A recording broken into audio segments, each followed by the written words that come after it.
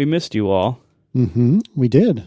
But John and I assume, John, you had a relaxing time on Long Island? It was nice. Pretty okay weather. Good.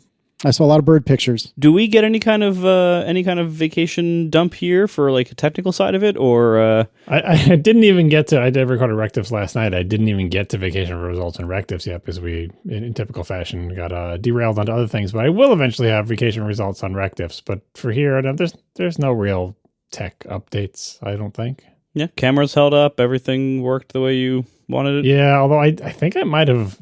I've either lost my camera lens cleaning kit in the house or I left it there because I was going to clean my cameras today and I couldn't find my kit. It's just like a little, microfiber cloth and lens cleaning solution. And like, it's not expensive stuff. So I just ordered some new stuff from B&H, in fact. But I ordered it in the hopes that as soon as I placed the order, I would find it in the house, and that didn't work.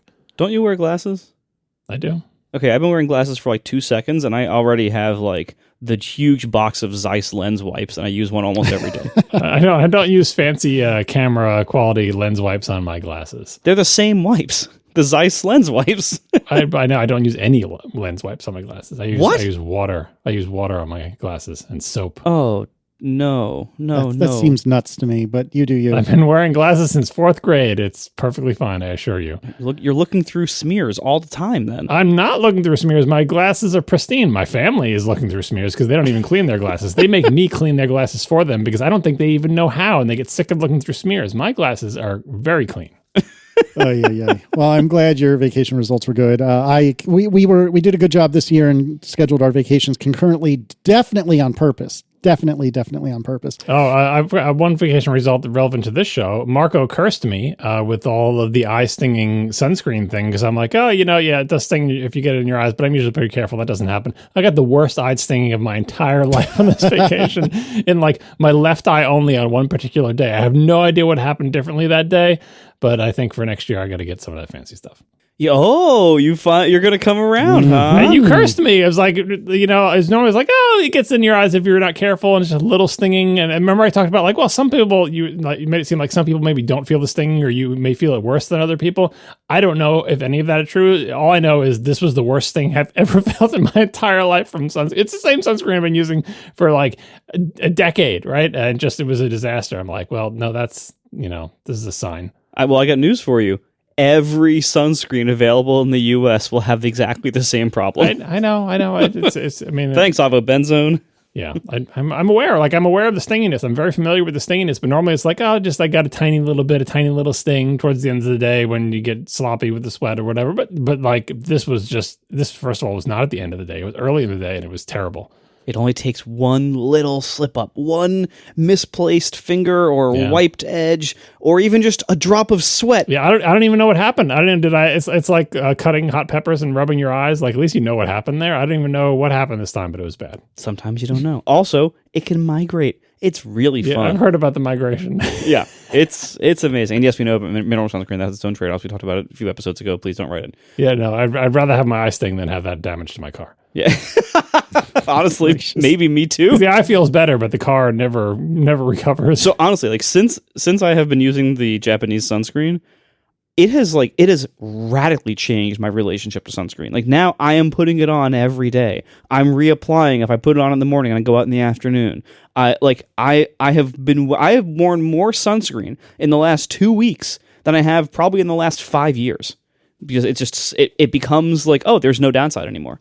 Like every other, it's major downsides for every other kind that's available in the U.S. And this has just had, oh, there's no downsides. It's like wearing moisturizer. It's fine. You just put it on. It's fine. Life changing. We need to acknowledge Tim kissing the ring yet again. It's so freaking gross. I hate this so much. I have a little bit of admiration for making a gold trinket. I have a little bit of admiration for that. I hate it. I hate it. I hate it.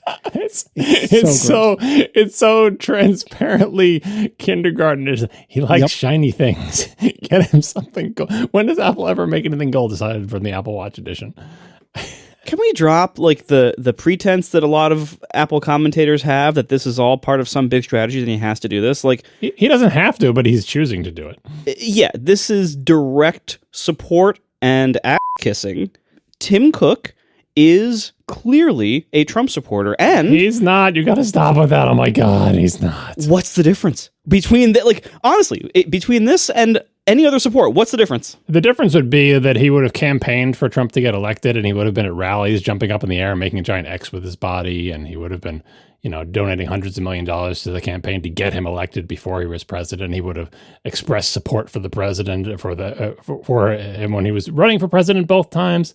He would be constantly saying how much he loves Trump and loves everything that he does, yada, yada, yada. Now he's kissing his butt because he thinks that's what he needs to do as part of his job. He's supporting. I disagree with that, but he doesn't actually like Trump. He doesn't actually support Trump, but he is debasing himself to essentially bribe our corrupt president and our corrupt system, embarrassing himself and our country and all Apple supporters to kiss up to this idiot. That's what's happening. Okay, so that's a very generous read, but I urge everyone out there who's trying to bend over backwards into the shape that you would have to be to kiss your own butt, trying to defend Tim Cook here. Why are you working so hard to try to excuse this as obviously not him actually being a Trump supporter when he gave him $1 million for the inauguration? He was there with all the other tech billionaires who everyone says are obviously Trump supporters. He's there doing all the same things that all these other people are doing. He's directly supporting him with money and gifts and trinkets and support and public endorsement, effectively, publicly doing things with him. How is that different from support? I honestly don't see a huge difference. And by the way, there's a difference in motivation. It's why are you doing it? And in this case, no, we don't know. We don't know the motivation, right? Well, but it's pretty obvious what it is. But is it? Yeah. No, see what it is. So and before, when he gave the $1 million, when it was just Tim Cook personally giving him the $1 million, then we could all say, oh well, it's distancing it from Apple. This is Apple. This is an Apple logo on a gift made of gold sitting on Trump's desk. This is Apple supporting Trump directly. Don't you think that's a clever manipulation? No, I think it's direct support. And it looks bad for... So I'll tell you a quick little story here. When I went to go pick up my kid from camp, it was a nerd camp. And so I always wear nerdy shirts when I go to... Because there's a little ceremony opening and closing for the camp. So it's an audience full of nerds. So I always wear my nerdiest shirts.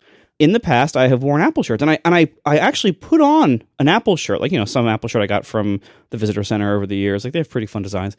So I put on an Apple t-shirt, and I'm like, you know what, actually, I don't think I can wear this right now. Because Apple in the past, the brand of Apple, used to be neutral to liberal and pretty widely accepted.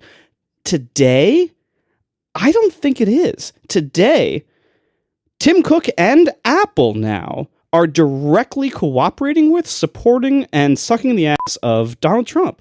The brand damage that is happening here, not to mention the fact that it's a huge middle finger to all of Apple's employees who do not agree with this, which is many of them, and all the groups of people that Trump is actively committing violence against, who also happen to work for Apple. This is unconscionable. And why? The last time, everyone said, oh, well, obviously, Tim Cook wants to make sure Apple survives the tariffs and everything. And that's part of it. By the way, those are problems that Tim Cook created. But okay, that's part of it. But also, Tim Cook wants the Justice Department out of Apple's business. They don't want regulation. They don't want antitrust. There's a lot behind this. Also, Tim Cook's a billionaire. When we don't question why other billionaires support Trump, it's obvious. It's for money and power reasons. Tim Cook might have those same reasons. We don't know. We don't know that much about Tim Cook. So what I'm saying is, not only is Tim Cook obviously directly supporting Trump the same way lots of other billionaire CEOs do, and we didn't try to defend them at all, but also he has roped Apple in so much that he is doing profound damage to Apple's brand. It's time for Tim to go. What are we waiting for? I agree with you. I agree with you on that point, but for different reasons. But I have to say, in this particular case, what he's, his little dog and pony show and his little bribe and everything is actually about a thing that Apple was doing anyway, and is a good thing in this case, putting money into U.S. manufacturing. It's not that big of a deal. Again, we talked about this the first time they did this, that in the previous year, Apple had made basically the same exact press release with an inflation adjusted amount that is the same amount. But either way, Apple investing in U.S. manufacturing is a thing Apple should be doing, and is a good thing that I think we can all agree is a good thing. So that is what is actually being done here. The embarrassing part is obviously doing a dog and pony show in public with Trump, which is essentially, supporting him and lending him Apple's name, and then giving him the gold trinket thing, which is a very low cost bribe in the grand scheme of things, because it is, instead of having to give him $1 million, you can give him a gold trinket that he'll be just as happy about, and is probably more effective when you're, bribing the idiot dictator. I think you're ignoring the cost to the brand. Yeah, well, so we'll see what the cost of the brand is long term. Obviously, this is not good for the brand, but we'll see. We'll see what the brand damage is. I don't think it's going to be beneficial, but how much damage really depends on how much people pay attention to this, and the specifics of Apple doing this versus all the other people who are kissing up to it. To give an example, I would think that the reputational damage to Columbia University is worse than Apple has endured so far with its bribe. So. Tim continues to try to walk that line, but he's not walking the line. He fell over the line. We'll see, because Apple is reaping benefits from these bribes. I mean, they are avoiding some of the worst of the tariff stuff and getting exemptions for things. And it's a terrible situation. Our country is in a bad situation, and this is how Tim Cook is dealing with it. And I don't think he should be CEO anymore, but not for this specific reason. But it's certainly on the pile for reasons. But if we had a different CEO who was acting differently and was stridently against it or whatever, there'd be other harms to Apple from that as well. And, maybe that's the better way to go, but there's no really good, there's no win scenario in this. It's just a series of loss scenarios. And it depends on what kind of loss you're willing to endure. What damage are you willing to do to what parts of what things and which people? And obviously Marco disagrees with the damage that, Tim is choosing to inflict on Apple and its employees and its reputation, but Tim seems to think this is the right thing to do. Anyway, he should go for other reasons, but whatever reasons you have for wanting Tim Cook to step aside and let someone else run the show, if we can all agree on that, then we're making some progress. See, Tim Cook, he knows exactly as much about Apple's brand as he does about computers, software, and design. God help me for defending him, because I think this is disgusting, but you've put me in this position, damn it. So here we are. Explaining why something is happening is not defending it, right? I think there's two different things there. Like, I disagree with Marco about why this is happening, but I agree with him that it's bad. Yes, exactly. So the reason this is happening is because Tim Cook is the head of this giant-ass company with thousands upon thousands of employees, and he knows that to some degree this company is screwed if he doesn't bend over and kiss the ring. But no, honestly, are they? Yes. Are they? Like, can we challenge that for a minute? Because that's what everyone... I'm not saying that you are wrong. That's what everyone else is saying too. What would the actual damage be if Apple had to pay the tariffs like everyone else does? First of all, wouldn't that just be fair? Second of all, okay, their prices would go up. They would take a hit to margin. Their stock price might suffer a little bit. They're not going to go out of business. We're all going to still have iPhones. Like every tariff, the cost would be mostly borne by the public who, by the way, voted for this guy. So they kind of deserve it. That's what we're talking about. And the Department of Justice would probably continue its, various investigations towards various anti-competitive and monopolistic behavior that Apple does. I think they're going to do that anyway, by the way. I don't think they're getting out of the DOJ stuff, no matter how much they bribe. Oh, we'll see. We'll see how that goes. That's to be determined, right? But certainly I guarantee that's part of this. But what everyone is arguing who's saying that Tim Cook has to do this for various strategic or financial reasons is that participating in direct support of this dictator is a better idea than taking a couple of quarters of a stock price hit because they would be subject to the same rules that literally every company would be subject to. No, you're putting some words in my mouth here, and I understand why, because if I were in your shoes, I'd probably say the same thing. But what I'm saying to you is, it is Tim's responsibility to do right by Apple. And I agree with you, Marco, that I think I would like to think I would make different choices, but ultimately he is responsible to do right by Apple. That literally his job is to do right by Apple. And when he looks at the chessboard in front of him, the way you do right by Apple is give the toddler in the Oval Office a shiny toy to play with. I agree with you. It's disgusting. It's deplorable. I hate every bit of it. I'm not arguing any of that, but I can absolutely see that if I'm Tim and if I am If I am willing to do whatever it takes to make Apple successful, then I'm doing this. Now, I don't think I would make that same choice. I think I would say, well, you know what? Tough nuts. This is the world like you said, this is the world the American public somehow voted for. So this is where we are. But that's why I'm not Tim Cook, right? And I think that his actions, while I simultaneously find them deplorable, are extraordinarily explicable. Yeah, I mean, it's having to be subject to the same rules as everyone else. It's a situation where all the other big tech companies are doing essentially the same thing. And if everyone else is doing the wrong thing and Apple sits it out and does the right thing, presumably they would suffer more than their competitors. So whatever hit that we think it would be, and maybe Tim Cook has numbers on this and we just have speculation about what it would actually be, but whatever damage it would be magnified by the fact that they would be a standout in a company that is not kissing his butt. But I think the universities have shown that trying to kiss his butt is a losing proposition. Yeah. So far it's been working better for Tim Cook than it has for the universities, because universities that bent over backwards said, yeah, we'll do whatever you want. They just have more and more demands, right? Whereas Apple and Tim, again, with his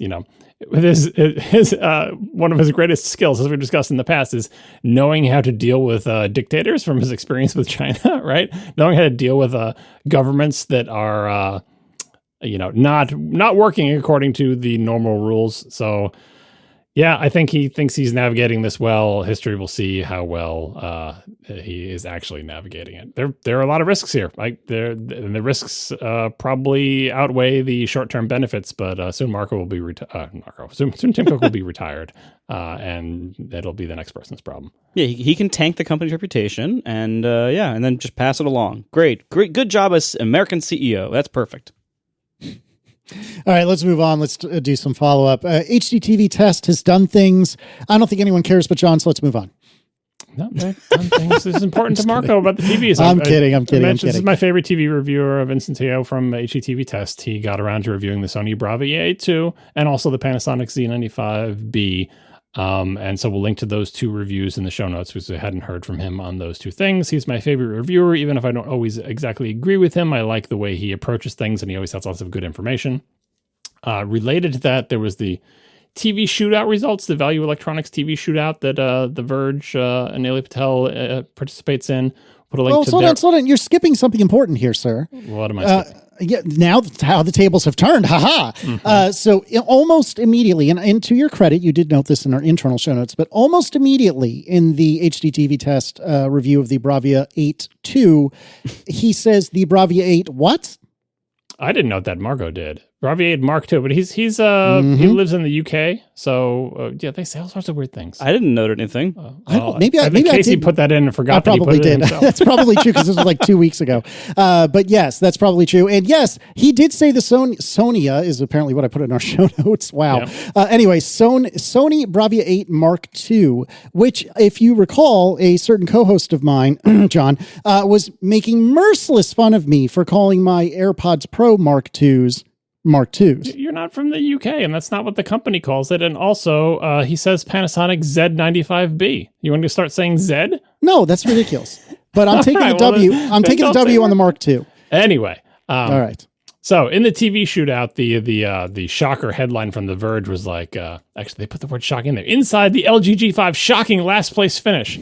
So I just give some context on that. There were 4 televisions in the shootout. It was the Sony Bravia 8 II, the Samsung S95F, the Panasonic Z95B, and the LG G5. And the LG G5 came in last place, which means 4th place against the other top 3 TVs.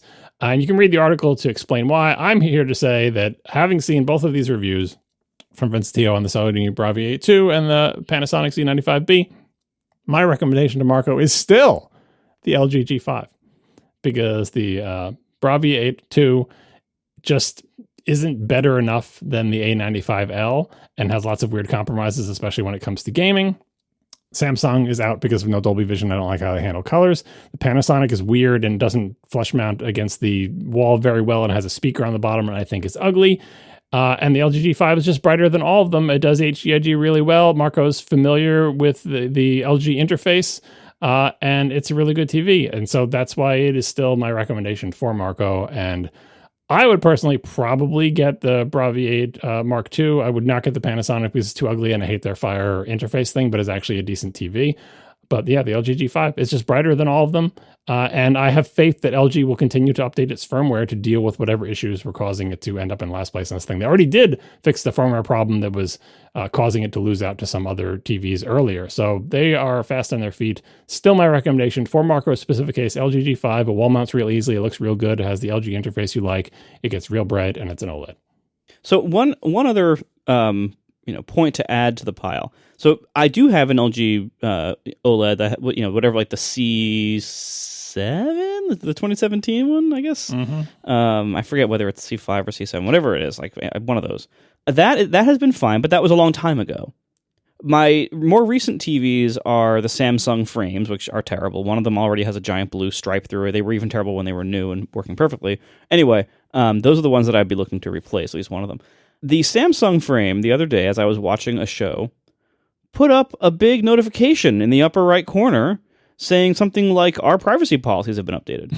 And I had to dismiss it. I had to dig out the Samsung remote, which I never use. I'm just using the Apple TV remote usually. Find the Samsung remote and dismiss this thing from this overlay from the upper right, third of my screen.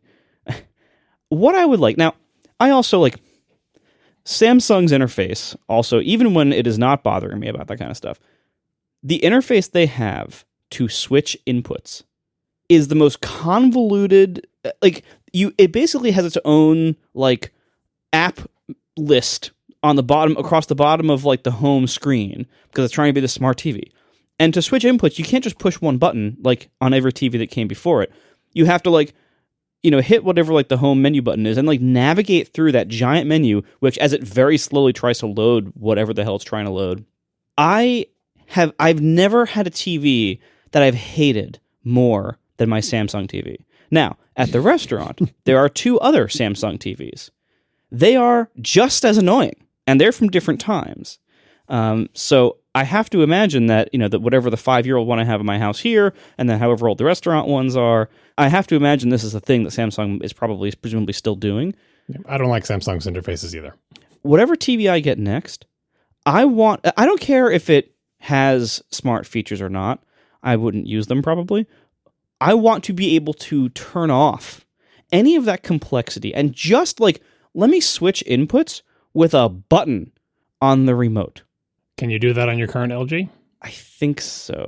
I mean, I'm not as familiar with the new LG interfaces, but I think if you could do it on your C7, you should be able to do it. I know I can do it on the Sony one. It's a single button. It's input, although I rarely press it because I have a receiver, so it's always on the same input. But, I know I can do it on the Sony, and I'm assuming on the current Sonys you can do it.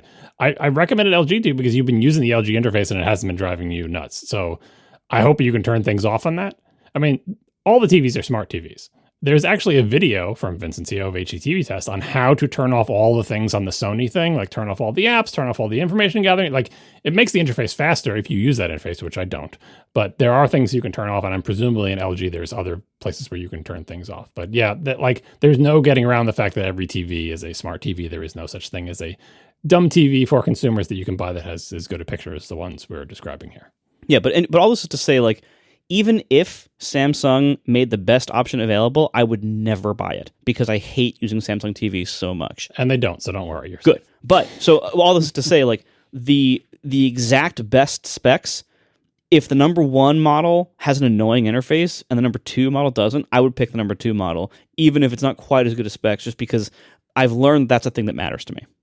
Yeah, that's one of the things that's soured me on Panasonic is they have a, I don't know if it's just, this was I don't know if it's just in the UK, but anyways, you use the Fire TV interface, which I really dislike. And they used to roll their own, which was very minimal and I kind of enjoyed, but Sony uses Google, which I find passable. But again, I don't use I never see the smart TV interface ever. So it doesn't really matter what it does as long as it doesn't present itself to my face. So again, I still say LG G5, get a return policy if the software has really annoyed you, but form factor wise and performance wise, I think that is your pick. And second pick, if you can't tolerate that one, is I go with the Sony Bravia 8 because I know their interface and it is fairly unobtrusive. That's glowing reviews. All right, let's talk AppleCare One. Dave Penn writes, a Reddit user called UIndependent6915 has created an app called iCare Calculator, currently in test flight, that you should take a look at. So reading from that Reddit post, that person's Reddit post, I made a small iOS app called iCare Calculator. It's now available in test flight. Just add all your Apple devices to the list, and the app will recommend the most cost-effective plan, showing a quick monthly price comparison between AppleCare Plus and AppleCare One. When possible, it even recommends a smart split that combines both plans to help you save even more money. Then there was a different link we will put in a link. That was a link to I was trying to save you from all of that, which I think you added in. That was in the Reddit link. If you follow it, you'll find out, oops, it's been removed by the mods for whatever subreddit reason. Apparently the mod said that kind of post is not allowed. And everyone in that Reddit thread, the post has been removed, but the comments are still there. Everyone in the Reddit thread said, this should be a website instead of an app. So the test flight doesn't work anymore. Test flight link doesn't work anymore. I don't even know if the app still exists, but guess what? Now it's a website. Indeed. And so you can go to icare-calculator.vercel.app and you can try it out.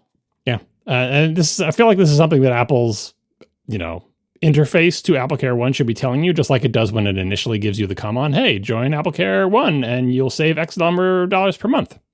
That calculator should always be active. So when you add devices, it should be telling you, don't add that, you'll be paying $2 more a month. Or do add that, you'll be saving this much more a month. But it doesn't, so that leaves room for this app. So check it out. We'll put the link in the notes.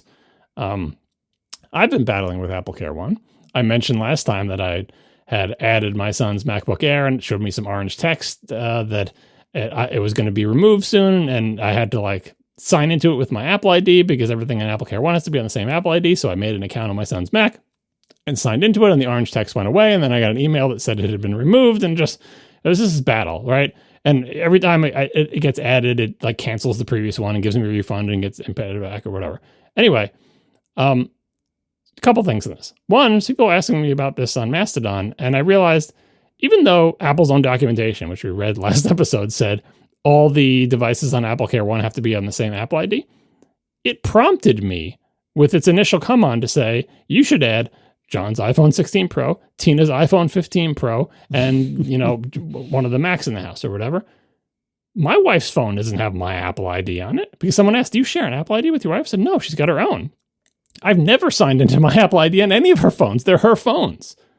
And yet it prompted me that that's one of the 3 devices that should be part of the $19 a month or whatever. So currently, my AppleCare One plan has my phone, my wife's phone, and a Mac on it. Or no, and my iPad, I think, as part of the 3 that you get for $19.99 or whatever. So I don't know what explains that. Maybe in the initial AppleCare One thing, it doesn't care what Apple ID things are on.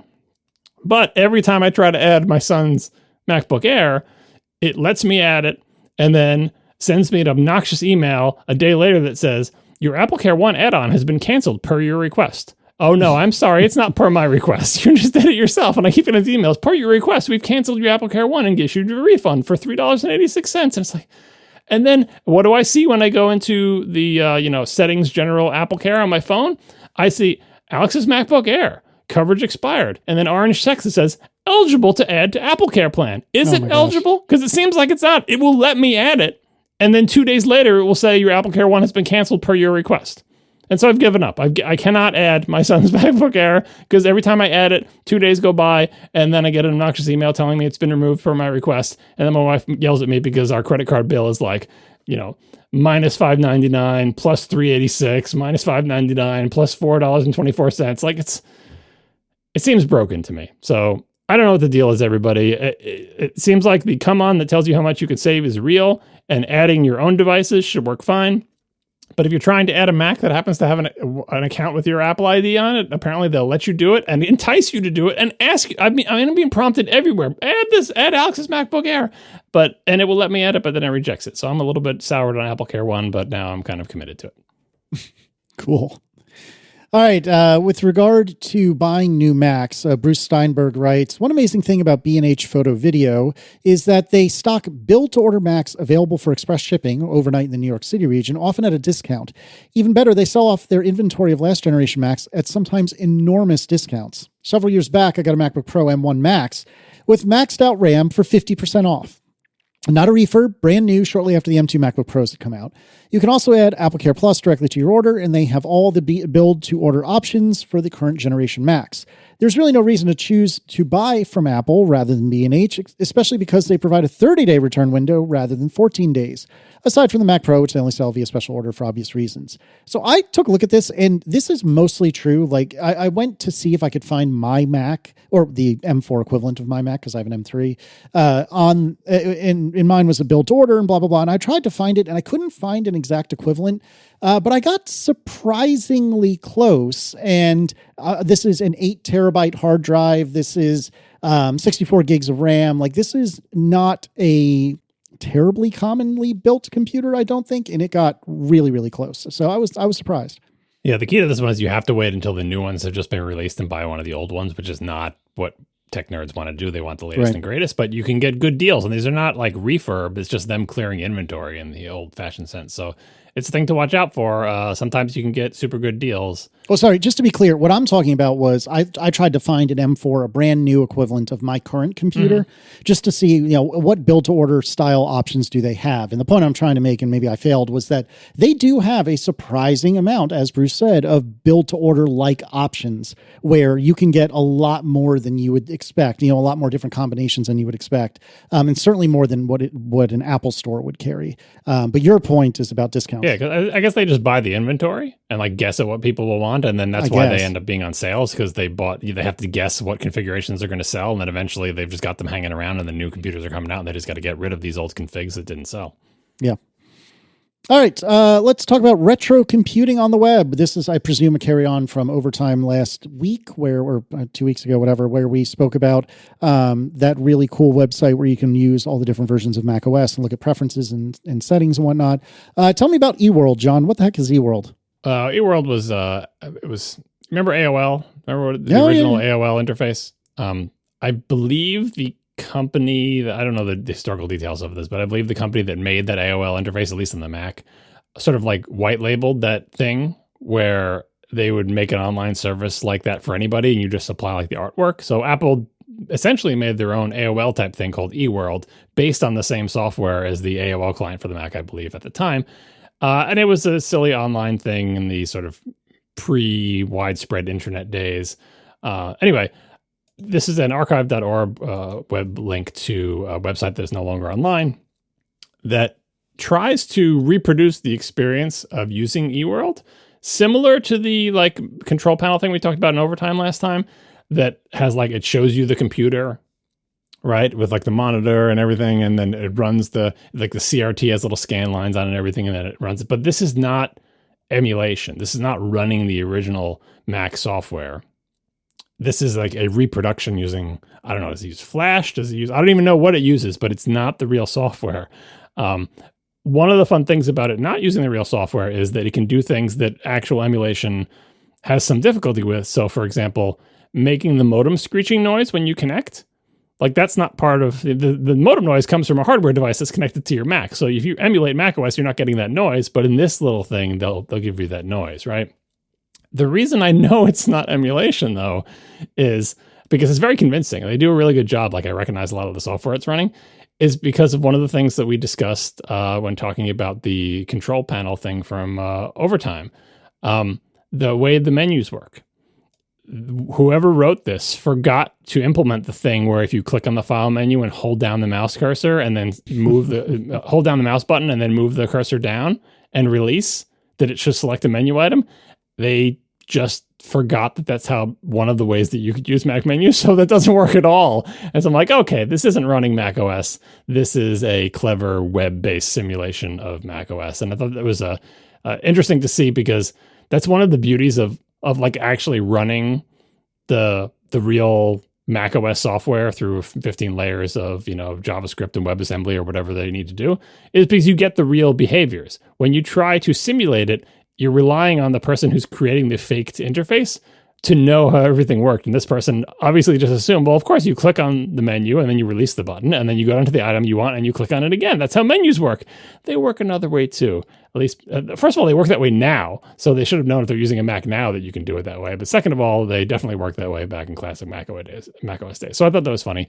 I also think it's cool that this website works on archive.org because so many things with just images in them break on archive.org. So if you want to see eWorld, or a weird simulation of eWorld, check it out. Link will be in the notes. All right, let's talk about Tahoe and the new beta and so on. Apparently, a friend of the show, Gus Mueller, wrote, and we have a screen capture of this. I honestly thought that the checkbox button was missing in this macOS Tahoe screenshot. And there's a screenshot, right folder and trash. The folder trash is currently in the trash. Then there's a message, do not show this message again. Okay. And I looked at this after having read his message about the checkbox for a solid 60 seconds before I found where the checkbox was. It's to the left of the words, do not show this message again.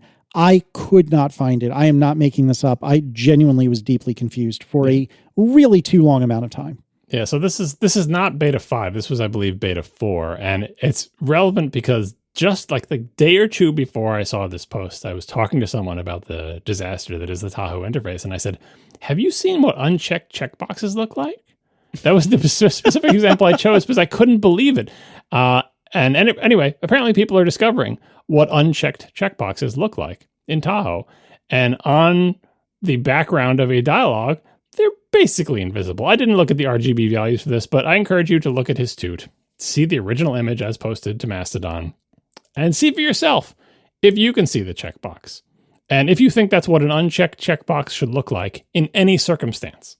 It isn't what it should look like ever. And I believe it is not a disabled checkbox. This is an enabled, actively clickable, unchecked checkbox. Yeah, it's real bad. This, when the rumors were that there was going to be a big redesign of all the systems, I believe one of our concerns was that, the Mac seems like it hasn't gotten a lot of attention recently in design, and that when it does get attention, it seems like it is the last priority. It seems like its design kind of has like the least effort put into it, and problems take a long time to get solved. I think that's panning out. Like this new design, all the liquid glass era stuff, like it's on the Mac. It seems like it makes the least sense on the Mac, and there has been the least testing. And this is the kind of thing, like what we saw last time with the disk image selector, which we're about to talk about. But this is one of the things, like we're going to have a lot of this kind of stuff on the Mac, of just like ways in which the new design just falls down, not because it can't be good, but just because like stuff was changed and it wasn't tested enough, or it wasn't considered enough on the Mac. And that's the reality of them doing a redesign these days. So it just kind of goes along with territory. Someone in the chat room tried to pull up the RGB values from, I'm assuming, from Gus's Mastodon post, and it's RGB 237 versus RGB 239. So a difference of 2. They could get it. They could get it better if they just did 238 to 239. Well, they're group company. Anyway, one more thing from Gus Mueller. He had another toot. He says, trick question. Is this Tahoe slider enabled or disabled? The answer is either. It draws exactly the same either way. Neat. So I found this as well when messing with my Mac apps, that a lot of the times controls that are enabled look like they're disabled. And then apparently in the case of this slider, the enabled and disabled state are exactly the same. That's wonderful. I mean, that seems like a fundamental problem. Like I've been adopting the new design for Overcast and just going through different screens and figuring out how to do certain controls and everything. One of the challenges I'm having with the new design in adoption is there's a lot of controls or design consideration where I'm just like, I don't think I can make this look good. Like with the current design language, and so I'm left with like, okay, do I buck the design language and go my own way, which has a lot of downsides and a lot of costs, and I think is risky. Or do I adopt the design language and make something that I think is a little bit hard to see or hard to distinguish or hard to use? And that has its own set of trade-offs. It's just, this has been a very difficult design language to adopt. As soon as your app does not look exactly like Apple's pretty screenshots, and even when it does sometimes, it's very hard to work with this design language effectively. And certainly by us running into this as we try to adopt our apps to use it, certainly Apple's internal developers for Apple's apps have probably had similar challenges. Like it's a really hard language to use, and in a way that is usable and clear and versatile across lots of different content. And so again, I mean, I don't know who uses computers more, Alan Dye or Tim Cook, but it's hard. It's hard to see, like, how do they get out of this? Like, I'm not asking them to throw away the whole design, but there's a lot of parts of it that need, I think, substantially more tweaks than what we are likely to see in the next handful of weeks before release. So this is what's going to ship, basically. And we're going to have a lot of stuff you can't see on the Mac, and we'll have to deal with it. Well, good news on the tweaking front. Now getting to Tahoe Beta 5, which was released today, I believe. They did, quote unquote, fix the startup disk thing. And by fix, I mean they changed it to be the same amount of contrast it had in Sequoia, which, as I said in the last episode when we talked about this, it was already bad in Sequoia. So changing it back to be what it was like in Sequoia is not really fixing it, but at least it's doing no harm. So previously in Beta 4, it was like a 1.5% difference in dark and RGB values between the gray of the background and the gray of the selection. Now it's back up to 3.1, which is double what it was in Beta 4, which is pretty much exactly what it was in Sequoia. So I don't know if that was on purpose or by accident, probably by accident, because that seems how a lot of things happen here. But yeah, they should really be cranking up the contrast dial on a lot of things in Tahoe, and at least this one little corner of the OS is no longer getting worse in Beta 5, but who knows what Beta 6 will bring. Oh, and they changed the hard drive icons to be the hideous things where there's no vanishing point, but there was a whole surprisingly large dust-up about that across the entire little community, including multiple web. I think even The Verge ran a story on it over the hard drive icon. Anyway, it is hideous, it is bad, it doesn't look good, it's dumb. It's really bad. Like so much in liquid glass, but in the end, it's just a hard drive icon, so it's whatever. But it's like the perspective is so comically wrong. Like when you see it, it kind of breaks your brain a little bit, and it makes you wonder, like, how did this get into it? Like, how did this get out of Apple? How did this get out of like the designer's desk who made it? Like, it's really weird. Like the perspective is so comically wrong. Did you see the thing that I retweeted of someone who 3D modeled it in Blender to show how it would work? Like an L-shaped. L-shaped. So when you you make it L-shaped, so when you turn it head on, the L-shaped one looks exactly like Apple's one, because it doesn't make any sense from it has no vanishing point, and you can see the top of it completely, but also the front of it, and it's bad.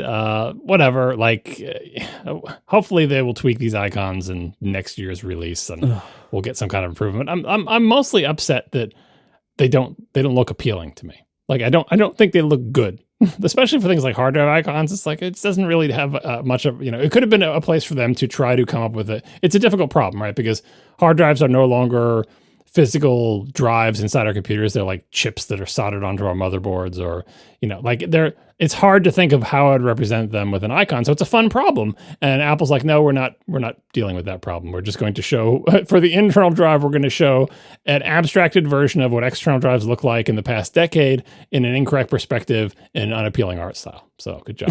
I understand. I mean, granted, this got to hit home with you with the hyperspace icon, but like, I understand that they wanted to get away from the old hard drive icon because it looked like a hard drive, and no modern Macs really have hard drives anymore. A spinning hard drive. Yes, a hard drive. Yeah. So I understand wanting to get away from that and wanting to freshen up the icon, but don't do it if you're going to do this. Like if you're going to freshen it up, do a good job. Like if no one is forcing, they haven't sold hard drives on Macs for a long time. This didn't have to happen right now. Like no one's forcing you to do this icon today. Go back, take a few days, do a better one. It'll be fine. You have plenty of time. Yeah, when I came up with the design idea for the hyperspace icon, I was talking with the artist at Icon Factory who was doing it. We discussed this very point. Are we sure you want to do a spinning disk? And I was like, no, it should definitely be a spinning disk. Like, I'm not saying that people have spinning disks or that you should use my app with spinning disks, but it looks better in the icon for it to be a spinning disk. And anyone who's going to buy my app is probably old enough to remember spinning disks. And I was like, it's going to, and so to be clear, I'm not changing my icon. It's going to be a spinning disk forever. Think of it as a retro thing. All right. Justin Bradford writes with regard to ejecting USB storage on Windows. In version 1809 of Windows 10, which was around 2019, Microsoft changed the default behavior of USB storage devices to disable cache writes to allow removal of a drive basically anytime the drive appears idle. There's an option for the old method, but then it is recommended that you click the dialog that Marco was talking about to write the cache and then eject the drive. I have to imagine this was the result of many, many users corrupting a thumb drive by removing it while a write was active. Here's a link with more info, which we'll put in the show notes. The default removal policy from that link, the default removal policy for external storage media was changed by Microsoft in Windows 10 version 1809 from better performance to quick removal, which for some users may translate to faster removal times with degraded performance. Quick removal. Yeah, we'll just make it be slow all the time to give you the ability to yank it out whenever you feel like it because you can't be trusted to unmount things. This is why you can't have nice things. Then finally, we have a couple topics with regard to the art and science of user interface design. Anonymous writes, Syracuse is probably almost right in that the science is lost in UI design. It's not lost in the games industry. I work at a very large games company. We employ UX researchers, and all aspects of our games are tested on regular people. Their reactions to the menus, game mechanics, etc. are recorded and studied. This is an interesting case here because what's different about the games industry than the computer industry today? The difference is the games industry is fiercely competitive, especially if you are making a game and you're not one of the platform. Like this, there's not too many platform owners, but lots of companies make games. If you make a game, there's not much barrier for someone deciding not to play or not to buy or not to subscribe to or whatever your game and to go to somebody else's game because there's not a lot of game lock-in. So you have to, there's competition. I'm saying people want to make games that people enjoy playing. And so in a competitive environment, yeah, you better believe they employ UX researchers to figure out, can people figure out how to play our game? Do they get frustrated? Is it easy to use? Like all these user interface things. And the games industry wants those people because it contributes to their bottom line. In what situation would that not contribute to the bottom line? What if there's massive platform lock-in, like on Windows or Mac or iOS or Android or whatever, where there's not a lot of platforms to choose from. And then once you commit to one, it's a monetary investment. It's an investment of skills and learning how the ecosystem works, buying apps for it, all that other stuff.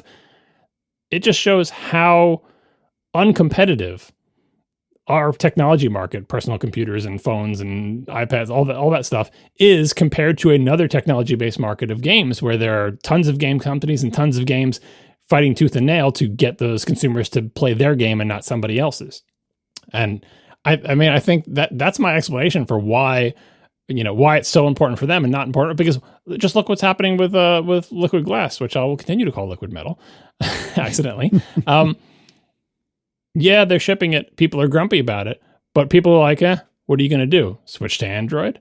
It takes so much to, there's so much platform lock-in that like Apple could be like, if we ship an interface that people don't really like, or ship a version of Photos that people complain about, or if we mess up the phone for a little bit or whatever, we can probably weather that storm because we'd have to really, really mess up for people to give up all the apps they bought and all the things they bought on all services and all the skills and experience they have with our platform for them to leave us versus like you come out with a cruddy version of Call of Duty and people go play a different FPS. And that happens all the time and people aren't, abandoning platforms as much. So I think this is the lack of scientific rigor in user experience design at Apple and other major platforms is further evidence of the lack of competition. And then with regard to game design concepts and software, Wes Davis writes, when you guys talked about using game design approaches for software, John talked about the coyote time approach of letting a player jump moments after leaving a ledge. For years, I've thought about exactly that concept every time an iOS notification pops in, right as I'm about to tap a control at the top of the screen, and hijacks what I was trying to do. Please, Apple, give me a coyote time for banner notifications. Coy notification time? That name is ridiculous, and I know it was said in jest, but this happens to me freaking constantly. So this is a tricky problem. The reason I put this in here is because it's not as simple as the coyote time for ledge jumping and stuff like that. There's no they should obviously do this and it will fix it, because the problem is you see the screen, you have a thought, and then it takes some time for that thought to translate into motion in your fingers touching the thing that's on the screen. And between the time you decide to tap that button and the signal goes down your arm and to your finger and you're going to tap, there's between that, when that happens, a notification appears and it turns out your finger hits the screen just as the notification appears. You could kind of coyote time that to say, okay, notifications aren't tappable for the first N milliseconds, But then if you're really quick on the draw and you know a notification is coming and it comes up and you tap it and nothing happens, it feels broken. Yep. Because you're like, well, I just tapped it. And so what do you, how many milliseconds do you set that time to be? So this is one of the things that's really hard to like dial in unless you have a very controlled situation where you know exactly what the person is doing, exactly what their reaction time is, because both ways, like ignoring the click or tap, or allowing the tap, or like it's like allowing the tap to go to the things underneath the notification because that's what you intended to hit because your finger started moving before the notification appeared. It's a really hard problem. A lot of the problems like the Coyote time thing and platforming are not that hard. There are sort of known solutions for them and you just have to implement them the right way. But yeah, this happens to me. This happens to everybody. It's tricky. And that's one of the things about interfaces. Like you have to rethink, like say you were trying to make an interface for, I don't want to do the, like the Navy ship that crashed into something because of bad user interface. But if you're trying to do an interface for like steering a gigantic, boat on the water, maybe don't have things that pop up on the screen over controls that people try to hit. Whereas on the phone, that's the part of the interface is notifications appear and they just cover things that are on the screen. We just accept that because the mishitting a notification is not the same as missteering a boat into another boat. But yeah, that's part of the design of the interfaces. If it's really important for that never to happen, don't pop up new interface elements unbidden on top of other ones. We are sponsored this episode by Squarespace, the all-in-one website platform for entrepreneurs to stand out and succeed online. Whether you're just starting out or managing a growing brand, Squarespace makes it easy to create a beautiful website, engage with your audience, and sell anything from your products to your content to your time, all in one place and all on your terms. Quite simply, Squarespace makes it super easy to make really great websites for you and your business. So, you start out with their amazing design intelligence. This combines their 2 decades of design expertise with cutting-edge AI to unlock your strongest creative potential. It empowers anyone to build a beautiful, more personalized website tailored to their unique needs and crafted a bespoke digital identity to use across their entire online presence. When your customers are ready to check out with your storefront, Squarespace Payments handles everything all in one place. Onboarding is fast and simple. You get started in just a few clicks. You can start receiving payments right away with more ways to pay than ever with all sorts of payment methods, of course, the credit cards, and of course things like Klarna, ACH Direct Debit, Apple Pay, Afterpay, ClearPay, and so much more. So your customers can always pay the way they want to. They're constantly adding new stuff, and you don't have to really do much to get it. You normally get everything just by sitting there. So it's a great platform to keep your business moving forward, and it's super easy for anybody to use. You don't have to be a nerd. You don't have to write code. You don't have to deal with software updates. None of that with Squarespace. So what's great, if you're a nerd listening to our podcast, which is, let's be honest, likely, you can probably do this, but there's other people in your life who maybe don't want to rely on nerds to do their websites.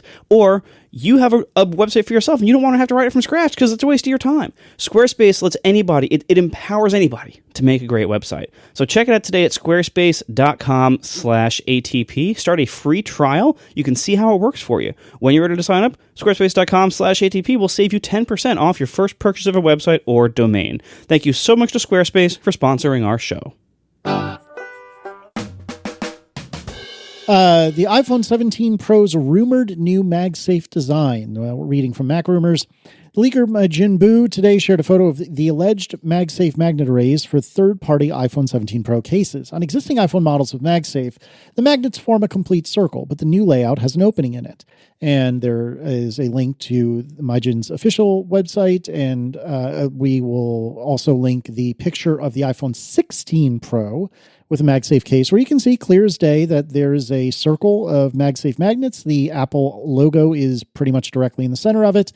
And in the 17 Pro, allegedly, the Apple logo has been moved down, so it's kind of in the way of the bottom of the magnet circle. And so there is no magnet circle. So here's the thing. If you look at the Majin Buu things where like the parts that he's got, if you scroll down the page and see like those teal little pieces, you see that? Mm-hmm.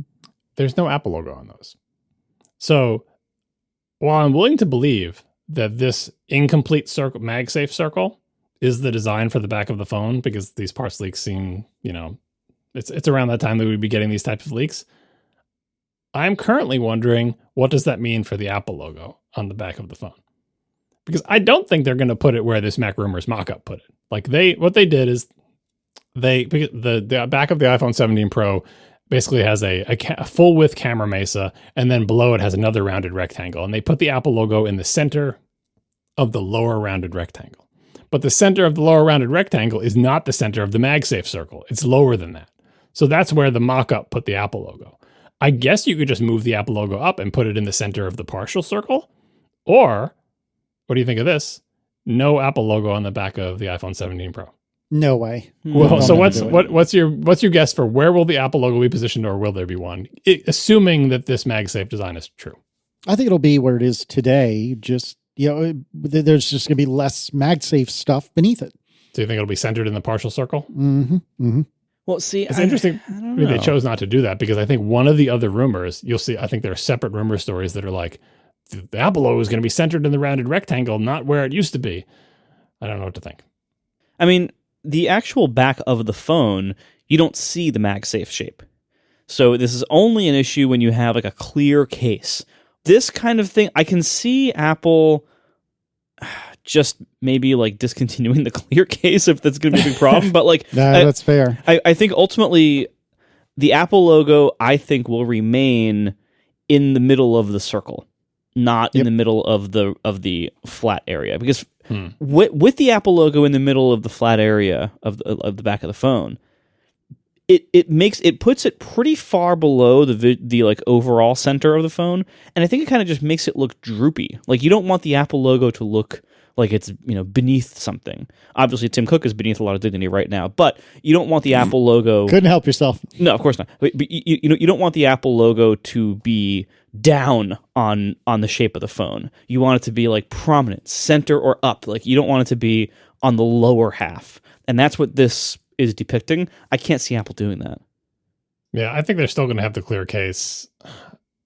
I think the Apple logo does actually look better centered in the rectangular part, just because if it is styled as they're showing here, where it's like two-tone, like it's a different color than the rest of it, so you can clearly see it. But I'm thinking back to, do you remember the case, the Apple case with a bunch of holes in it? I think it was was it on the C phones? Yeah, it was on the 5C. Remember how badly those holes lined up with like the Apple logo or whatever that was on the back of the phone? And it looked very un-Apple-like. I think they're willing to have awkward alignment between the phone body and the case, but we'll see. This is one of the more interesting rumors, because these phones have been so thoroughly leaked with like down to the fraction of a millimeter models of every single phone in the lineup of being out for months now, that this is one thing that it seems there seems to be disagreement on, is where the Apple logo will go, because the mock-ups for case designs don't actually include that information, because it's not important when you're designing a case, because the Apple logo is not, it's not indented, it's not poking out, it's just part of the flat surface. So keep an eye out for where will the Apple logo be, or will there be one? I agree there will probably still be one. All right. Apple's new Answers team eyes ChatGPT-like product and AI push, writes Mark Gurman. Apple has a new Answers team developing a stripped-down rival to ChatGPT to help users access world knowledge. Earlier this year, Apple formed a new team called Answers Knowledge and Information, or AKI. This group, I'm told, is exploring a number of in-house AI services with the goal of creating a new ChatGPT-like search experience. The AKI team is led by our former friend, Robbie Walker, a senior director reporting to AI chief John Gianandrea. Walker previously oversaw Siri, but lost control of it after engineering delays. Following that shakeup, he was assigned to the New Answers initiative and has brought along several key team members from his Siri days. While still in early stages, the team is building what it calls an answer engine, a system capable of crawling the web to respond to general knowledge questions. A standalone app is currently under exploration alongside new backend infrastructure meant to power search capabilities in future versions of Siri, Spotlight, and Safari. Apple's recently begun advertising job openings for the team on its career site. Several listings specifically mention experience with search algorithms and engine development. So I can't tell from this rumor whether the answer engine thing is a search engine or is an LLM or both, because this is described as a ChatGPT-like search experience. When I think of an answers team, I mean, I guess it depends on what they're being asked to answer, but like, I think there's still a place in Apple's software stack for something that can answer questions from like a knowledge base. You know what I mean? Mm-hmm. Not make up statistically likely answers from a knowledge base that it was trained on, but like literally look stuff up. Kind of like what, Gruber was going on about when the whole thing about like who won the Super Bowls. You can just put all the Super Bowl winners and the scores and the info in like a structured database and have a thing that knows how to pull that info out. And it won't be wrong because it knows, as long as it correctly interprets which Super Bowl you're talking about, it can look it up in the structured database and just give you the answer that it has in its database. And I guess the info in the database could be wrong, but once you get the database right, there's not a lot of variability. It will give you the scores, it will give you the teams, it will give you the years, it will give you whatever is in the database. That's not an LLM. The LLM may parse your question, but this could be a tool that the LLM uses to say, hey, if anyone asks you about the Super Bowl, if you interpret whatever mumbo jumbo they told you that they're asking about the Super Bowl, LLM thing, use this tool, and then the tool would be the answer engine that goes and looks up all the state capitals, the populations of various countries, like facts, to have a fact, right? And I think there's a place for that. Siri used to do that. Like that was basically how Siri worked. If you asked it sort of quote unquote world knowledge questions, it either had some kind of database with the structured information in it that it could give you, or it didn't. And it'd be like, I couldn't tell you that. But in the age of LLMs with quote unquote world knowledge, they'll make up anything. You can ask them anything and they'll tell you something. All right. And that's why people are trying to make LLMs to be essentially like tool using devices where their job is to interpret what the request is and to figure out which tool to use. And then those tools are not probabilistic word generator things, but are instead specific tools that do a particular task, like look up some data in a database or whatever. I hope that's what they're making, because one of the things that I feel like is a frustration with LLM type stuff is we expect, from our experience in the past with computers, we expect computers to be good at the things that humans are not good at. So computers can do math really, really fast. Humans can't. And computers get the answers right all the time unless it's a hardware failure. Humans don't. But with LLMs, that all changes. All the things that we expect them to be good at, of like their speed and infallibility, don't exist anymore. And it's sometimes tricky to find out how to get value out of a thing like that. Like we want them to be like, well, the computer says it must be right. I asked it about the Super Bowl and it understood my question and it told me this team won and this was the score.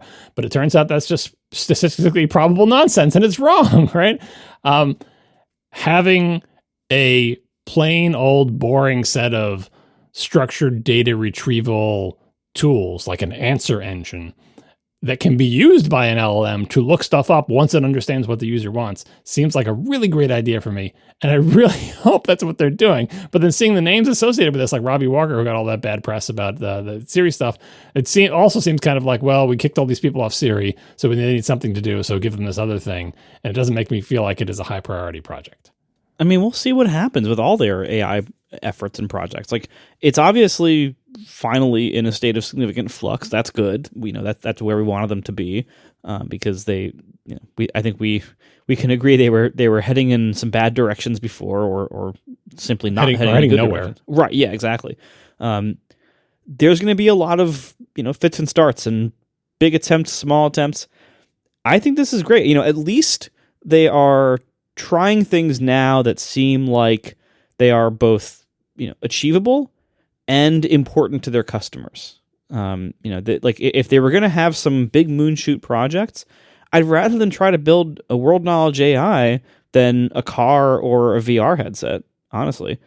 So I think this is good news. Like, even if it never becomes anything, or even if they try it and it sucks, I'd rather they try this kind of stuff than not. I can't tell if you're saying moonshoot as a humorous reference to your past saying of that word, or if you've just forgotten that it's moonshot. I forgot. Right. Now I remember. Here's the thing. Do you remember when whatever they announced, it might have been a WWDC, the Apple Intelligence one, they're like, and we've fed it Siri knowledge about our products, so now you can ask it about our products. And then people tried it and it would just tell you to go to settings that don't exist in settings and stuff like that. Like, the value of features like that essentially goes to zero if you can't rely on it giving you answers. And it's kind of embarrassing for like Apple's own products that, like, if they're advertising the fact that you can ask your phone how to how do I turn on dark mode? And it tells you go to settings, go here, go this, go that. Like, if it's wrong, you're like, you're the phone. The one thing you should know about is where the stuff is in you. And once you get a wrong answer once or twice from that, you're going to stop asking it because it seems like it's just wasting your time. This is where an answer engine can come in handy. I feel like you could structure that data in some way that it would always give you an answer that is relevant to whatever operating system your phone is running, whatever, it should know this. Like, this is a knowable, tractable thing. It's just so much more work to do it that way than to just feed all the knowledge base articles and documentation to an LLM and then cross your fingers. which is what everyone wants to do. They're just like, well, just throw all the stuff at it and then put it in front of customers. And it's right most of the time. So that's good, right? And like, yeah. So my fingers are really crossed about this knowledge engine thing because I want this to be a deterministic tool that is used by the LLMs. And I don't want it to be, we just fed a bunch of documentation to a different LLM so it can give you a different set of maybe right answers. Yeah. I mean, I agree with you that I think this is definitely something that they should be exploring. I also agree that if the reporting about Robbie Walker in particular and Gianandrea actually is anywhere near true, and they are not as great as maybe they should be to be put in these positions, I don't know, that scares me a little bit. And it's certainly like well, we don't want to fire you, but just go over here and play for a little while, like a toddler, right? Like distract. It doesn't seem like it's the A team on this, right? Maybe. Exactly. Which, I mean, maybe we're darn wrong. Maybe Robbie Walker and John Gianandrea were completely riddled with. I mean, all we know is that they didn't produce results. We don't know why, but like we do know that they had a job and they didn't do it. Exactly. But we'll see. I mean, I'm really hopeful that this will turn out to be something fruitful. I don't even really care if it's an LLM or not, as long as it works. But yeah, we'll see. We are sponsored this episode by DeleteMe. DeleteMe makes it easy, quick, and safe to remove your personal data online at a time when surveillance and data breaches are common enough to make everyone vulnerable. So there's this whole business out there of data brokers. Data brokers basically profit off your data. Your data is valuable, it's a commodity, people buy and sell it, and this can lead to a bunch of problems for you, and it's just kind of annoying and gross. And, it's super easy to just type in anybody's name into a search engine and have all these services pop up that will offer, usually for some kind of money, their home address, your social security number, your family members' names, your phone numbers, like all this stuff. It's really gross. So what DeleteMe does, this goes and opts you out and files takedowns to hundreds of data brokers. And whenever they can find new ones, they add them to the list and they opt you out of those too. This is an ongoing service. So it's an ongoing subscription. You pay them and they keep your data out of all of these hundreds of data broker websites. And whenever there's a new one, again, they'll take it down for you. So you don't have to go around and even know about these because, who can do that really? So it's a really great, valuable service. I went looking for one of these a few years ago before they were a sponsor, and I ended up choosing DeleteMe, because it's just I did the research, and they're like, oh, they seem pretty good, and they have been, so I can recommend it. So if you want to take control of your data and keep your private life private, sign up for DeleteMe now at a special discount for our listeners. Get 20% off your DeleteMe plan when you go to joindeleteme.com/ATP and use promo code ATP at checkout. The only way to get 20% off is to go to joindeleteme.com/ATP and enter code ATP at checkout. That's joindeleteme.com/ATP, code ATP. Thank you to DeleteMe for sponsoring our show. All right, let's do some Ask ATP, where Steve writes, I have a desktop laptop MacBook Air. It has an external SSD permanently attached, which I use for Time Machine backups. Whenever the MacBook wakes from sleep, it pings a notification, disk not ejected properly. Eject M1 Time Machine before disconnecting it or turning it off. Can I stop this from happening without having to dismount and remount the drive every time I walk away from the computer? It's annoying and worrying that I might be corrupting my backups. Before John starts fussing about desktop laptops, we know that desktops would solve this problem, but you can't move a desktop, John. That's the other problem. I don't know if desktops would solve this problem, because the problem is like going to sleep and waking from sleep. Desktops also go to sleep and wake from sleep. That's fair. All right. See, I was trying to get ahead of all the complaining and moaning about laptops, but it turns out you're not complaining and moaning. What I'm saying is, you're worried you might be corrupting your backups? Yeah. You should be worried. If it says disk not ejected properly, that's not an annoyance that you should live with. That's an indication that something is going wrong. And we've talked about this in past episodes. What's going wrong? Was it whatever chipset is running the interface on your external drive mechanism? Is it some driver issue with your version? Whatever it is, it's a problem, and you should do something about it, because you can't allow this to stand. Anyway, one of the workarounds, believe it or not, there is an app for this from St. Clair Software. What else do they make? They make Keyboard Maestro and a bunch of other stuff. Anyway, it's called Jettison. The tagline is, manually take control of your external disks directly from your menu bar. Automatically eject disks before your Mac sleeps or after your display powers off. With Jettison, just close your MacBook, unplug, and go. This is working around this apparently issue that is common with external disks with macOS by saying, installed this software and like you don't have to remember to manually unmount your things when you put your thing to sleep. We will automatically unmount them before your MacBook goes to sleep, and I maybe remount them or whatever. But like what you're trying, this is a not hacky, but this is an unfortunate workaround for a disk that keeps remounting itself. Really, your disk should not be unmounting itself when your Mac goes to sleep. As someone who has had many, many external drives connected to many, many Macs, you should be able to put it to sleep and wake it up, and you should see no messages about volumes unmounting. You shouldn't, it's not happened, but you know, we don't live in a perfect world, so check out Jettison. All right. Jeff writes, I started working with Xcode in January, and something has been bothering me, specifically as it pertains to the amount of space that Xcode uses on your hard drive. I have an M4 Mac Mini with 24 gigs of memory and a 512 gig SSD. In the last couple of weeks, I've been using Xcode a lot, and I noticed that my storage available space dropped from close to 400 gigs to under 240 gigs over that time. I figured it had to be Xcode because in system settings, developer was taking up around 50 gigs. So I tried putting Xcode onto an external SSD. I already stored my projects there. It seemed to make no difference. So I moved it back to my internal hard drive. I was about to pull the trigger on a $2,000 Mac Mini with 48 gigs of memory and 2 terabytes of storage when this morning I checked my storage and 100 gigs had suddenly rematerialized. Can you explain this or give me some insight on how the storage related to Xcode works? John, tell me about file systems, if you please. Yeah, so free space in macOS is tricky because of the fancy features of the Apple file system. It's just a fact of life. You can't have these fancy features without some confusion about free space. There is no obvious thing that Apple should do that would make it clear to everybody all the time. There just isn't. So that's an unfortunate complexity of modern computing life. The workaround is just buy so much storage you never need to worry about it, but that's very expensive, especially in Apple world. So one of the things that could be hogging your space and then having your space suddenly reappear are local Time Machine backups. If you are running Time Machine, and it's not clear if Jeff is, but if you're running Time Machine does this thing where it makes local snapshots, where it takes a point-in-time snapshot of your entire volume, periodically, sometimes several of them, and those snapshots keep data alive even if it's subsequently deleted. Because as long as data is referenced by any existing snapshots, it can't be actually freed up. So if you take a snapshot, or Time Machine takes a snapshot behind the scenes without you knowing, and again, this has nothing to do with like an external Time Machine disk. I'm saying if you're running Time Machine and like you unplug the Time Machine disk, doesn't matter. These are local snapshots on the volume that is going to be backed up. It makes these snapshots because that's what it can back up from. It takes a snapshot and then you delete 200 gigs worth of stuff. You're not getting that space back until the snapshot that references those 200 gigs also goes away.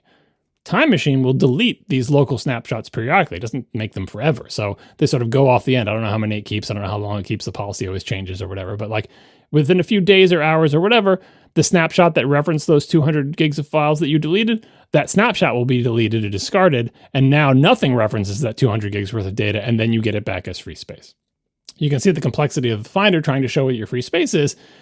When you delete those 200 gigs, don't you want to see the number go up by 200 gigs? But what if it didn't really delete it? What if it's still referenced in a snapshot? Should it lie to you and tell you that's free space? Sometimes it does, because in theory, there's this system in macOS that considers that space quote unquote purgeable. So if it needs space and it doesn't have enough, it can say, what can I purge? And one of the things it can purge is your Time Machine snapshot. So it might show you that you have that 200 gigs free, knowing that if any app tries to use that space, the macOS will be like, oh, actually that space isn't free, but I can make it free. Just hang on a second. I'll just delete the snapshot. And that's time consuming. It's tricky. And the big complaint about macOS is it doesn't purge the purgeable space fast enough or in a timely enough manner. So even though there's supposedly space available, it doesn't become available fast enough. Anyway, we'll put a couple links in the show notes explaining what Time Machine local snapshots are and how you can view them. You used to have to use a command line tool to do this, but now plain old disk utility will show you your Time Machine snapshots and will let your local Time Machine snapshots and will let you delete them with a little minus button in disk utility. So no longer do you have to do command line hacking.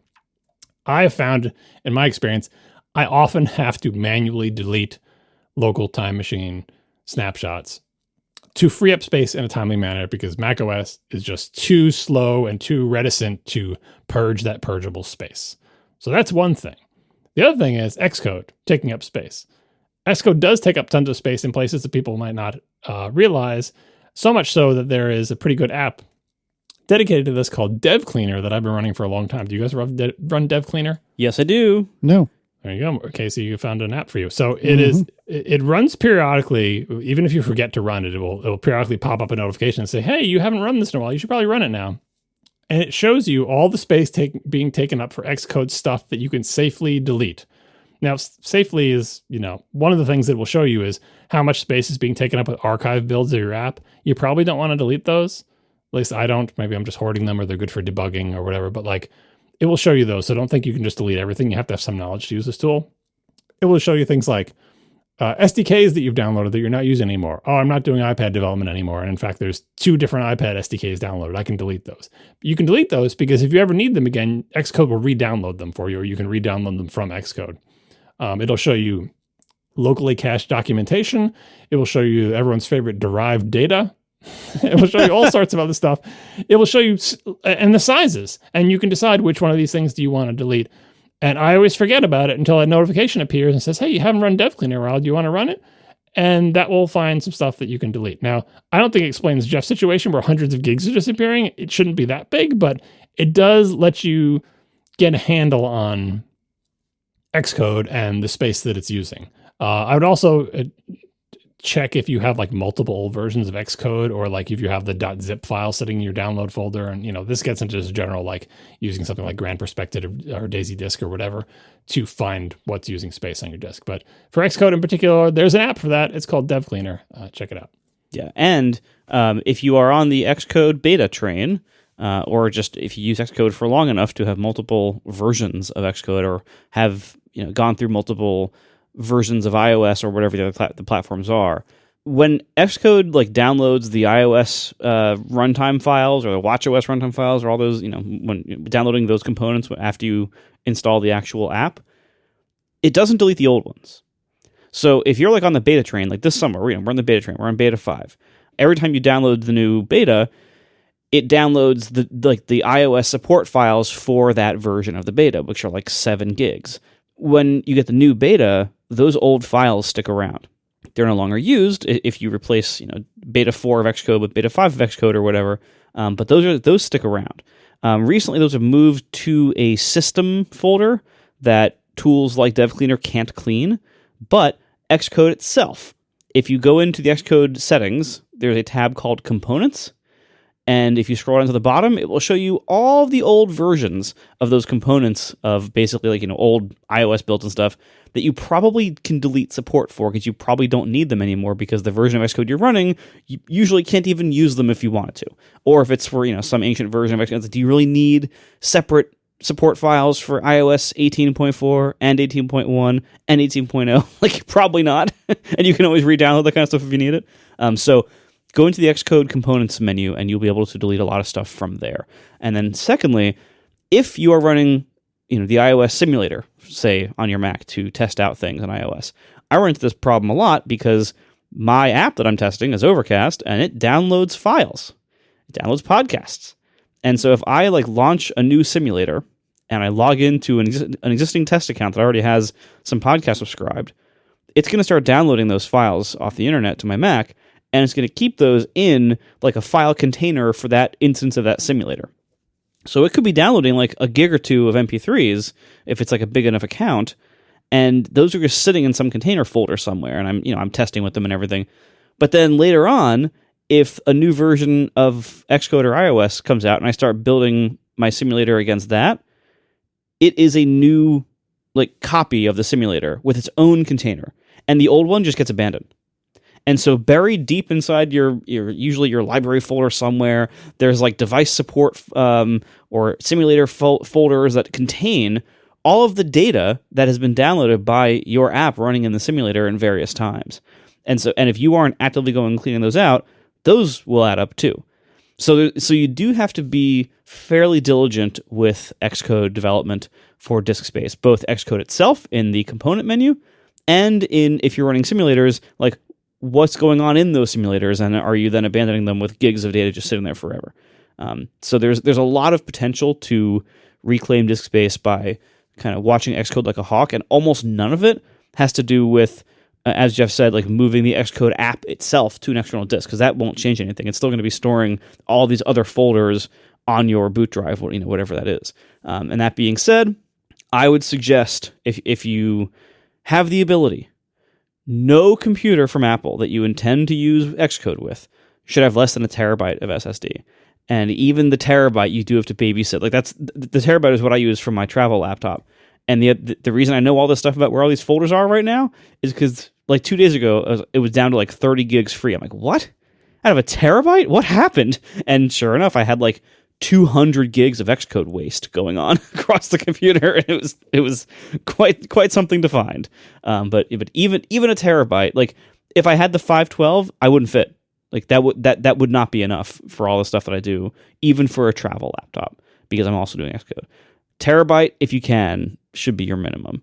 And I think next time I buy one, I might even go 2 terabytes, just because it's like these things are only growing over time, especially as we getting into like LLMs and downloading models and stuff like that. Like it's only going to keep getting bigger over time.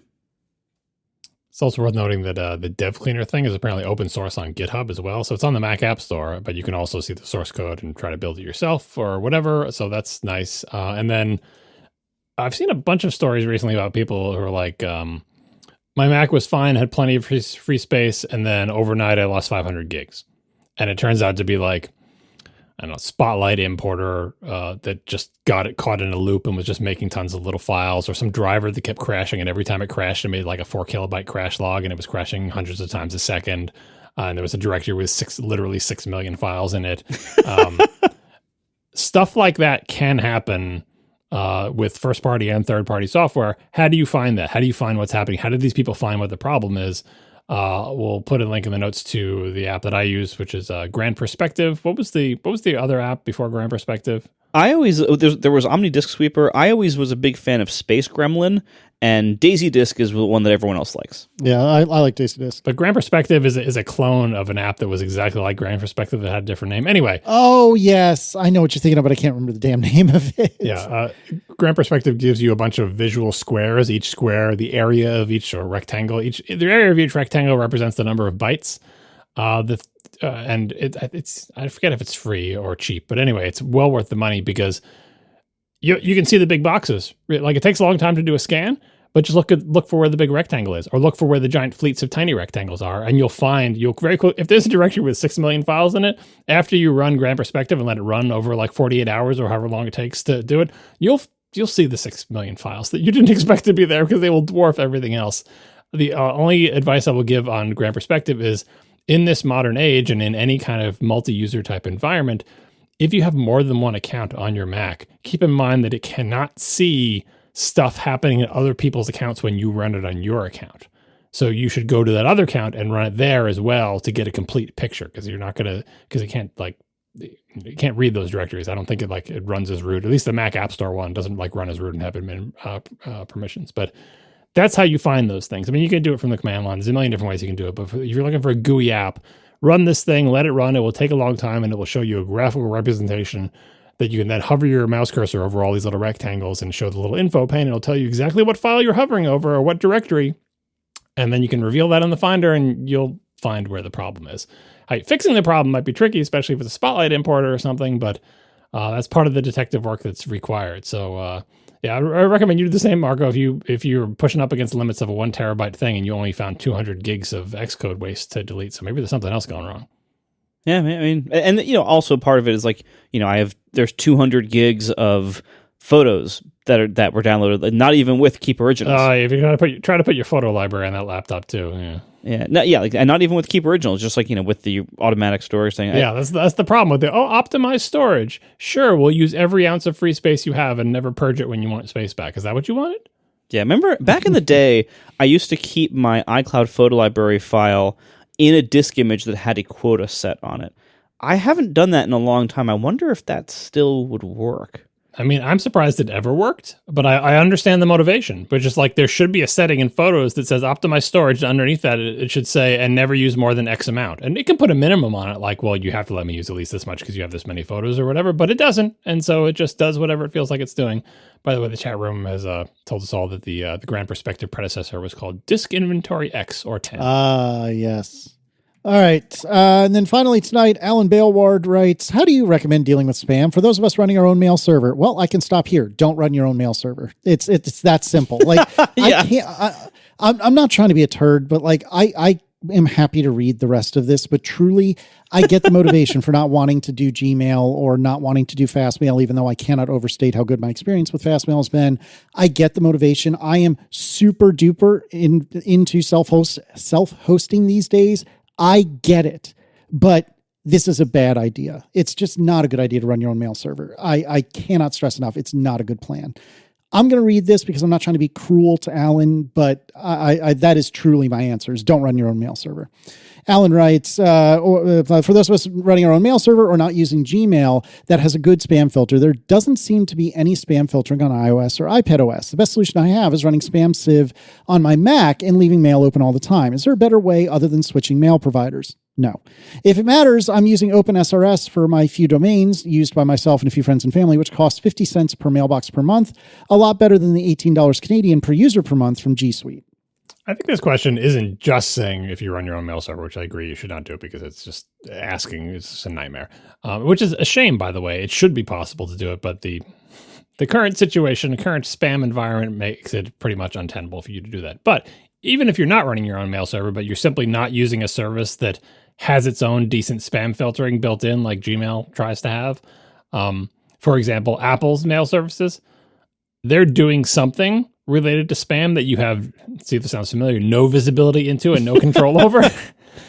One of the reasons I've never used my Apple email account as my main email account is because I have learned so many hard lessons about their spam filtering. A, that's not good at filtering spam, and B, it has stopped me from receiving legitimate messages many times with no explanation and no recourse. So I don't like Apple's email service for that reason, but a lot of people use it and find it fine. Anyway, Spam Sieve I used for years, but of course, Alan has identified the problem. Spam Sieve is a thing that runs on your Mac.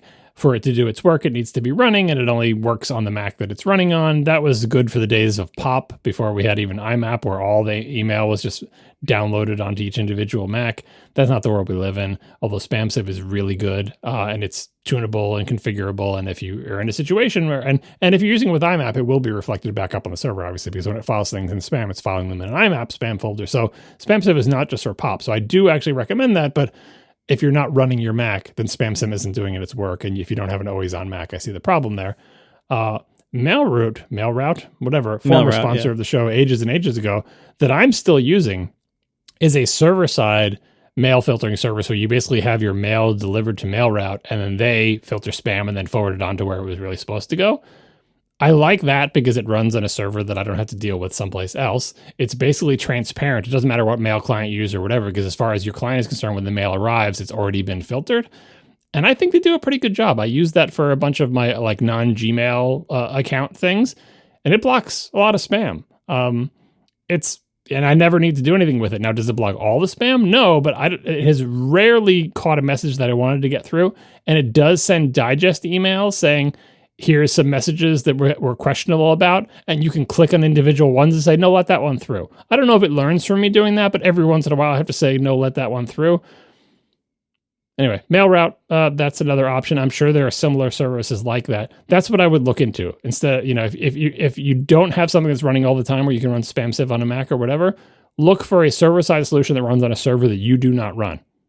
Like, again, you can just go to Fastmail, as Casey was suggesting, which would do presumably all of this for you. But if you want to assemble your mail life experience from pieces, and why am I using MailRoute? Why don't I use it? Well, because I have a bunch of email addresses for domains that aren't real. I didn't want to use Google domains or anything like that. I just wanted them to be freestanding, and eventually they started getting enough email that spam became an issue. And I was looking for a solution to that. So I plugged in MailRoute, and it's so far been working for me, but I'm sure there are other alternatives. Yeah, I would say I used MailRoute for a long time, and yeah, they were a sponsor. And my experience with them was pretty good overall. However, I did have to go in and like occasionally check their kind of like maybe quarantine to say like, because it would occasionally catch messages that I did want and flag them as spam. So I did have to kind of babysit it a little bit, but it did do a very good job of filtering out spam in the meantime. But overall, Casey is the most right among us. Don't do this. Don't run your own mail server in this day and age. There's lots of reasons that it's becoming increasingly difficult to do that in a way that is in a way that both you can reliably deliver mail to everybody, and that you can reliably filter out spam. And it's like the Cloudflare situation. Yeah. Because it cost so little to send email, spam became prevalent, and then spam eventually overwhelmed all the legitimate mail.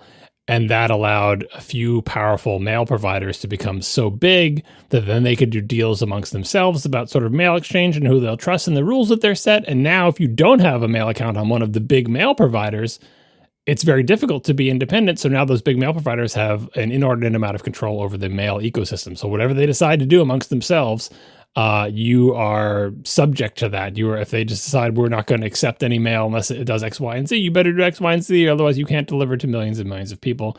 And this is just another, so it's two things. One, bad actors ruin stuff for everybody. And the bad actors in the Cloudflare case would be the AI crawlers that are crawling too aggressively. So they make an environment where we can't have nice things, right? So, someone's in there just making a mess and stomping around and breaking everything. And so you need someone to try to create order, and that creates these big, powerful companies, which now have too much power. So I'm sure, I don't know if this is tragedy of the commons, or there's some common cliche or parable or lesson that repeats itself over and over again that I don't remember the name of, that this is an example of. All right. Thank you very much for listening, everybody. Thanks to our sponsors this week, Squarespace and DeleteMe. And thanks to our members who support us directly. You can join us at atp.fm/join. One of the many perks of membership is you get to hear more of us every week in our ATP Overtime, our weekly bonus topic. This week's Overtime, we're going to be talking about post-quantum cryptography, which is exactly as cool as it sounds. Post-quantum cryptography support in the 26 OSs in the networking stack. We're going to be talking about that. You can hear us by joining at atp.fm/join. Thank you, everybody. We'll talk to you next week. Now the show is over. They didn't even mean to begin, 'cause it was accidental. Oh, it was accidental. John didn't do any research. Marco and Casey wouldn't let him, 'cause it was accidental. Oh, it was accidental. And you can find the show notes at atp.fm. And if you're into Mastodon, you can follow them at CASEYLISS. So that's Casey Liss, MARCOARMENT, Marco Arment, SIRAC, USA Syracuse. It's accidental. They didn't mean to. Accidental. Tech podcast so long. This is a safe space, right? I'm not loving that neither of you has confirmed that this is a safe space for me. We'll do our best. Yeah, no promises here. I think once you say what you have to say, once you give us the situation here, I want us all to do our counts. Okay. I got home from the beach on Sunday, and we went out to dinner with some friends of ours, and I forget I think it was like a late breaking dinner, in the sense that we hadn't really planned on going.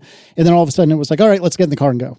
And I was in my workout clothes, which is a ATP athletic shirt, it's kind of Under Armour style athletic shirt that I love, and a pair of exercise shorts from a former sponsor, which I adore. I really, truly do. That being said, the zipper on these shorts has given up the ghost on both sides. So I don't generally go out and do social things in this outfit, in no small part because I often stink, but here we are. But occasionally exceptions have to be made, and this is one of those exceptions. And so we went to dinner, and then I was getting back into Aaron's car in the passenger seat as I was leaving dinner. And Aaron said, "Oh, I just heard something fall. Was that your phone?" To which I said, "Oh, no. Yes, it was." And sure enough, I shattered the back of my phone. This is, I believe, the third phone I've done this to. I had a very long stretch of never having done this. And then we had the incident where I jumped up to wash her former Volvo while I had the phone in a back pocket of regular shorts. Terrible decision, 100% my fault. And it shattered on the ground thereafter. And then I'm pretty sure I broke another one, although I don't recall how now. And then I think this is my third. And to be clear, what is your case situation? I am caseless, caseless. And Okay. I have dropped this phone several times, not on concrete like I did this time. I don't know if you want to offer this this additional information.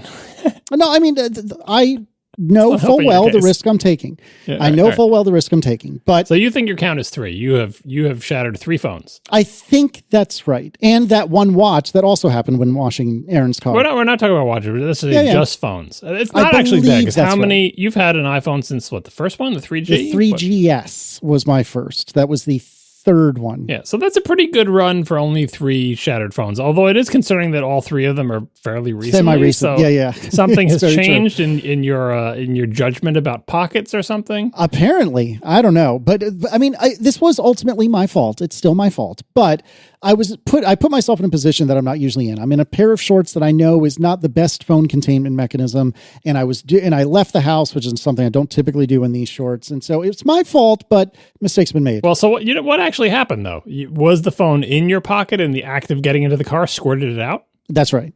Okay. So- What's your count, Marco? My count of what? How many phones have you shattered? 0. I'm 0 as well. Not once, either of you. Wow, I'm impressed. Genuinely. I'm going to add iPod touches because although I didn't get my first iPhone until the iPhone 7, I had the iPod touch since the very first one. So I've always had phone-shaped things with screens on them. Although granted, I probably didn't take the iPod touch out of the house. Although I did, but I had it in the pouch. Anyway, I'm at 0. I'm trying to think. I don't think I have ever broken an electronic device. I can't remember anything off the top of my head. Like maybe I'm forgetting something, but Didn't you sit on? Someone sat on an iPad in your house. someone did sit on an iPad in my house. It was not me. It was not your butt, huh? No, it was a different butt in the house. I don't think I've ever broken anything like that. I'm very impressed. Like I said, I had a very long run. This is, and coincidentally, I think this is actually all Stephen Hackett's fault, because Stephen was breaking phones left and right for years, and I had never broken one. Now, to my recollection, Stephen hasn't broken a phone in a long time. Did he start using a case? Maybe, I don't know. He traded. He started using a case. exactly. You stopped. Exactly. No, that's right. I just listened to Connected, and I believe he said he's caseless in the winter, if I recall correctly, and case in the summer. So it would have saved me if I had followed his strategy. Yeah. And by the way, speaking of the sounds of phones hitting the ground, once your children get a little older, you will start to become more familiar with that sound. I cannot count the number of times that I can now recognize whose phone it is and where they're dropping it in the house. The phones have been dropped down the stairs, dropped onto the floor, just like onto the concrete. Like what you're getting into a car and falling out onto the ground has happened so many times.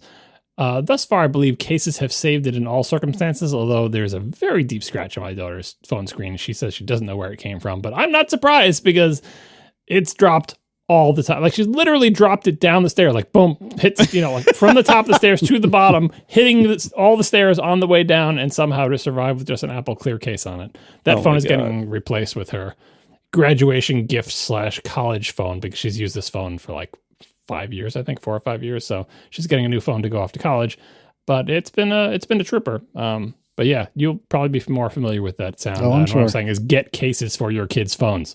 Oh, no, absolutely. Absolutely, yes. And that will be a requirement.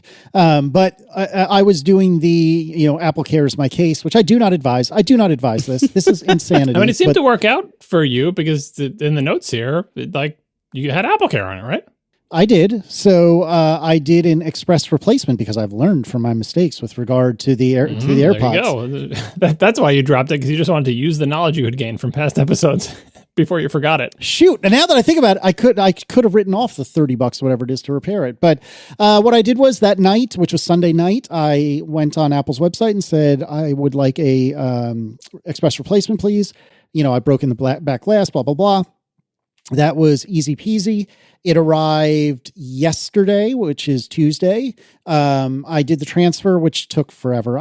No matter what I do to transfer phones, I always make the wrong choice, and it always takes forever. And I think some of that, you just have a lot of data. I was about to say, I think some of that is I just have a lot of data, but some of that I think I'm just making maybe not the best choice. But either way, it did transfer. Most everything worked just fine. I didn't have any major issues. Then I wiped the old phone, put it in the box that the new phone came in, dropped it off this morning at FedEx, and the way this works is there is a $1,300 hold on my credit card because if I don't return the old phone, they basically think that I've stolen one, so they're going to bill me for it, which fair enough. But sometime in the next, 24 to 48 hours, presumably they will get the old phone, they will look at it and laugh at my misfortune, and then they will refund, or I guess release all but $30 in order to, because I'm pretty sure the repair is $30. It used to be a lot more for the back glass, now it's $30. And I got to tell you, Apple Express replacement, I wish I'd listened to everyone when they've told us this numerous times over the years, but it was pretty great. I don't have any particular problem with my local Apple store. They're always very nice there. They're usually relatively quick, despite serving a tremendous geographic area, as I've whined about many times on the show, but it worked out pretty great. So I really do suggest, if you are in a position where you can do an Express replacement for a product, you should give it a shot. It worked out well. I think also regarding you dropping your phone and being lucky enough to shatter the back glass, I think a lot of people would just put a case in that phone and just keep using it. I mean, obviously if they didn't have AppleCare, but even sometimes if they did, because I see so many people using phones with shattered screens, which I don't advise. But shattered back, it's like, oh, just put a case in that and just forget it even exists, right? That's true, but if I were to get a case, I would want some sort of leather case, maybe not the exact one that you like, but something similar. And that's the cost of 2 replacements of the back glass. Oh, yeah. No, I'm not saying you used to. You had AppleCare, you should get a new phone. But I think a lot of people without AppleCare would have just chosen to continue using that phone. It's like, I see a lot of beat up phones in the world. Oh, absolutely. If I had to pay the $400 or whatever it is in August, when I'm likely to get a new phone, let me check my math, next freaking month, there's no chance I would have got this repaired. But that being said, I do intend to pass this down to either family members or perhaps resell it or what have you, maybe trade it in. And so because of that, I would like it to be in at least decent shape when that happens. And so, I paid I presumably will be eventually billed $30, which kudos to Apple for bringing that down from, I think it used to be $100 for the back glass. Now it's $30, I believe. Maybe I'm in for a rude awakening, but I'm pretty sure that's right. And it was basically 0 time without a phone. Well, I guess it was the 2 hours it took the phone to transfer, which I feel like if I were to go to the Apple store, maybe they would replace the back glass, but it wouldn't surprise me if they just handed me a refurb there as well. So one way or another, again, Express replacement gets 2 thumbs up if you already are paying for AppleCare. And you got a fresh battery for your kids or whoever gets that phone next. Also thought about that too. Very true. I mean, the really remarkable thing is that, if you totaled your car, and then within a few years, you totaled 2 other cars, I would be surprised if your insurance company continued to want your business. In this case, it is kind of remarkable that Apple isn't dropping you from AppleCare. I never thought of it that way, but you're not wrong. The risk is spread over a very large risk pool of billions of iPhone users. So I'm not sure they're going to start narrowing it down to finding people who are prone to breaking phones, because we just all pay for all our AppleCare plans that we pay for that don't result in any kind of repair. That helps pay for the Caseys of the world. That's how risk pools work. Anyway, so yeah, that is my follow-up, if you will, about Express replacement. You should try it. Oh, you know what I didn't mention though is that I'm on my 6th screen protector or something like that. Yeah, well, that is just, obviously it's a bad screen protector that doesn't agree with your life, but you're just like, if you keep giving me free ones, I'll keep taking them. Exactly. Which I don't, at a certain point, you should just maybe try a different screen protector, maybe for your next phone. Well, no, but here's the thing. I actually had this conversation with myself because I thought I was going to quote unquote lose my screen protector because I didn't think it was damaged during the fall. It was all in the back. And I'm not going to even though I would like to, I'm not unfair or untruthful enough to deliberately damage it so I can send the picture to Belkin to be like, oh, guess what? It's broken. As it turns out, though, there was a little bit of damage on the front that I just didn't see at first. And so just seconds ago, as we were recording, I got the email from Belkin saying they're sending me what I think is literally my 5th or 6th screen protector. Belkin's going to be the one who drops you to be like, sorry. Yeah. 100%.